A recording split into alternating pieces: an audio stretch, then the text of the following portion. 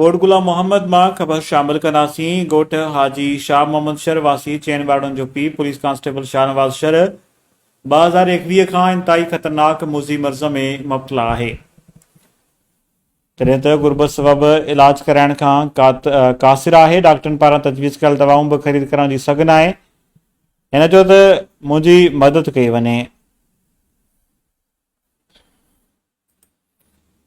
खाली डॉक्टर ने मुझे लाइ दवा तजवीज़ कई, जेका दवा है उहा जनावरनि तक कोन ॾिनी। हुन चयो असां वटि आहे कोन, सिंध गवर्नमेंट न पई दवा ॾे ऐं ॿाहिरां जेका उहा दवा असां पुछा कई त तमामु महांगी आहे दवा, 16 खां 17 लख रुपया फी महीने जी दवा आहे।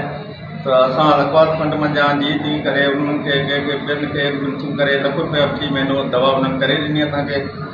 2021 खां वठी हींअर 2024 हले पियो, लख रुपये जी महीने जी दवा आउं वठां पियो ऐं लोन खणी करे घर जा कुछ टीन टपर घरवारी जा लेबर हुआ उहो विकिणी करे असां इलाज करायो पंहिंजो।